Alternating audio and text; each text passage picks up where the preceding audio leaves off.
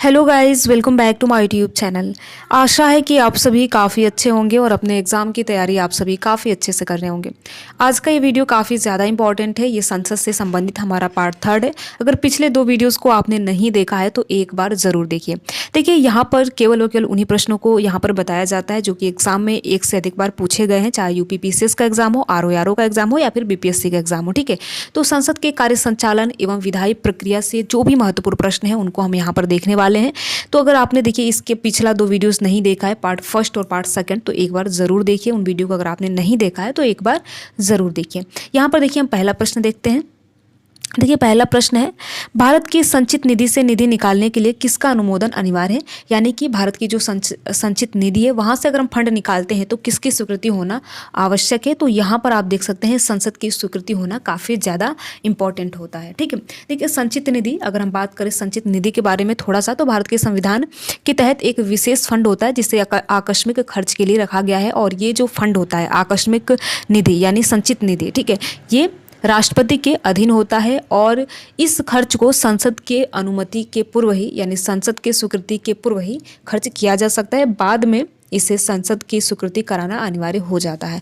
तो इस प्रकार से भारत की संचित निधि से अगर हम फंड निकालते हैं तो संसद की स्वीकृति होना काफ़ी ज़्यादा ज़रूरी होता है। अगला प्रश्न है, देखिए अगला प्रश्न है, भारतीय संविधान का कौन सा अनुच्छेद आकस्मिकता निधि से संबंधित है? यहाँ पर देखिए आर्टिकल 267 आकस्मिकता निधि से संबंधित है। अगला प्रश्न है, देखिए अगला प्रश्न है, आकस्मिकता निधि से राष्ट्रपति कैसे व्यय कर सकते हैं? तो देखिए संसदीय स्वीकृति से पूर्व ही राष्ट्रपति महोदय अगर चाहें तो व्यय कर सकते हैं। ठीक है, बाद में इसे संसद की स्वीकृति कराना अनिवार्य हो जाता है। ठीक है, अगला प्रश्न है, कौन सा एक संघीय बजट की तैयारी और उसे संसद में पेश करने के लिए उत्तरदायी है? यहाँ पर पूछा गया है कि कौन सा एक संघीय बजट की तैयारी और उसे संसद में पेश करने के लिए उत्तरदायी है? तो आर्थिक कार्य विभाग जो है वो काफ़ी ज़्यादा उत्तरदायी होता है। अगला प्रश्न है, देखिए यहाँ पर अगला प्रश्न है, संविधान के किस अनुच्छेद के अंतर्गत धन विधेयक को परिभाषित किया गया है? यहाँ पर पूछा गया है कि संविधान का वह कौन सा आर्टिकल है जहाँ पर धन विधेयक को परिभाषित किया गया है? तो आर्टिकल 110 के तहत धन विधेयक को संविधान में परिभाषित किया गया है। ठीक है, अगला प्रश्न है, यहाँ पर देखिए यह धन विधेयक है, इसका निर्णय कौन करता है? तो देखिए धन विधेयक का निर्णय कौन करता है? तो लोकसभा के जो स्पीकर होते हैं यानी लोकसभा के जो अध्यक्ष होते हैं वे निर्धारण करते हैं कि कौन धन विधेयक है और कौन धन विधेयक नहीं है। तो ये देखिए प्रश्न काफ़ी ज़्यादा इंपॉर्टेंट है और ये कई अन्य एग्जामों में अलग अलग थोड़ा सा बदल कर पूछा गया है। तो आपको इसको बिल्कुल याद कर लेना है कि धन विधेयक का निर्धारण कौन करता है या फिर धन विधेयक को तय कौन करता है? तो लोकसभा के जो स्पीकर होते हैं उनके द्वारा ये निर्णय लिया जाता है कि यह धन विधेयक है या फिर नहीं है। अगला प्रश्न है, देखिए अगला प्रश्न है, धन विधेयक को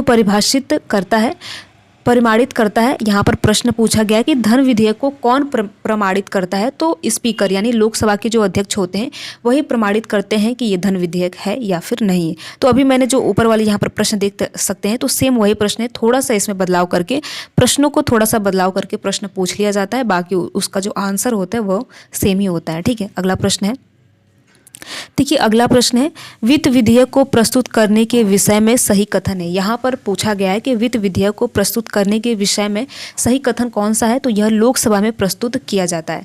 जो वित्त विधेयक होता है लोकसभा में प्रस्तुत किया जाता है। ठीक है, अगला प्रश्न है, भारत सरकार द्वारा धन विधेयक सदन में पेश किया जाता है। यहाँ पर प्रश्न पूछा गया है कि भारत सरकार द्वारा धन विधेयक सदन में पेश किया जाता है तो लोकसभा में पेश किया जाता है। देखिए सदन आप सभी को पता है कि 2 हैं, जैसे कि लोकसभा और राज्यसभा। तो जो धन विधेयक होता है वो लोकसभा में प्रस्तुत किया जाता है। देखिए संसद 3 चीज़ों से मिलकर बना है, आप सभी को मैंने पिछले वीडियो के माध्यम से बताया था। लोकसभा, राज्यसभा और राष्ट्रपति महोदय, इन तीनों से मिलकर संसद बना है। तो जो 2 सदन होते हैं लोकसभा और राज्यसभा, तो यहाँ पर वही प्रश्न पूछा गया है कि भारत सरकार द्वारा धन विधेयक को किस सदन में प्रस्तुत किया जाता है? तो लोकसभा में प्रस्तुत किया जाता है।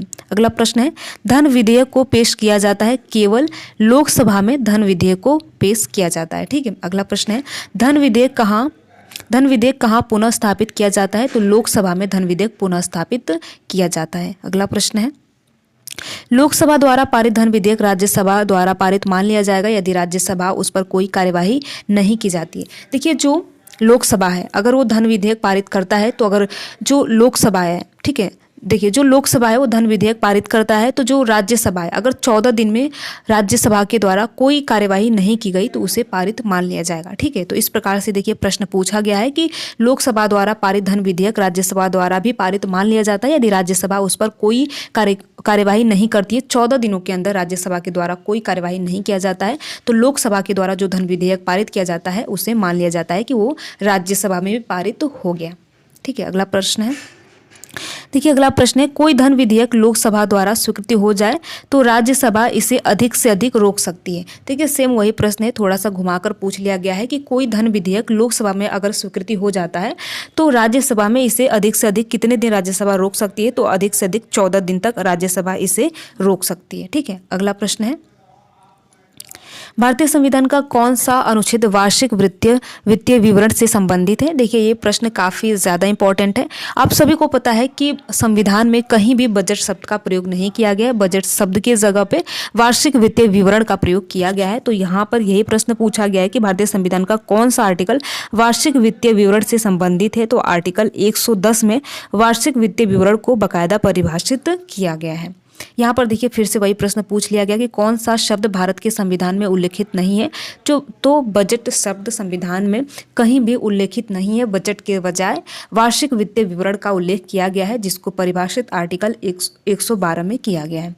ठीक है, अगला प्रश्न है, यदि वार्षिक संघीय बजट लोकसभा द्वारा पारित नहीं होता है तो प्रधानमंत्री अपनी मंत्रिपरिषद का त्यागपत्र पेश कर देते हैं।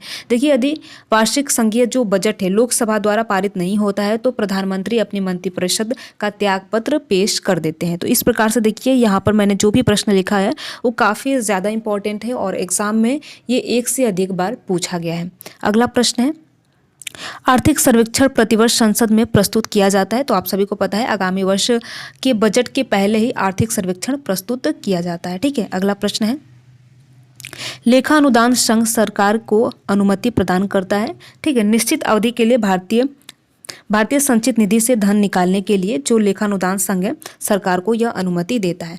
देखिए जो लेखानुदान संघ है यह एक अस्थायी प्रावधान है जो सरकार को उस अवधि तक खर्च करने की अनुमति देता है जब तक कि जो वार्षिक वित्तीय विवरण हो पास न हो जाए। तो इस प्रकार से लेखानुदान संघ काफ़ी ज़्यादा इंपॉर्टेंट है। तो यहाँ पर प्रश्न पूछा गया है, लेखानुदान संघ सरकार को अनुमति प्रदान करता है तो निश्चित अवधि के लिए भारतीय संचित निधि से धन निकालने के लिए। ठीक है, अगला प्रश्न है, लेखानुदान बना है बजट पारित होना लंबित होने के कारण निधि आवंटन हेतु लेखानुदान का जो प्रावधान है वो संविधान में दिया गया है। अगला प्रश्न है, देखिए अब प्रश्न यहाँ पर अब समाप्त हो गया। अब जो भी प्रश्न बचे हुए हैं हम चौथे पार्ट में उसको कंप्लीट करेंगे। तो देखिए वीडियो छोटा है और वीडियो इसलिए काफ़ी ज़्यादा लंबा नहीं है कि आपको देखने में भी आसानी रहेगी। ठीक है, तो मैंने यहाँ पर जो भी प्रश्न लिखा है वो काफ़ी ज़्यादा इंपॉर्टेंट है, तो आप वीडियो को पूरा देखिए और साथ ही साथ अपने यार दोस्त मित्र को भी शेयर कर सकते हैं। ठीक है, तो वीडियो अगर आपको अच्छा लगा हो तो वीडियो को लाइक कर सकते हैं, अपने यार दोस्त को शेयर कर सकते हैं। अगर आप किसी भी प्रकार का कोई सुझाव देना चाहते हैं तो कमेंट बॉक्स में दे सकते हैं। Thank you.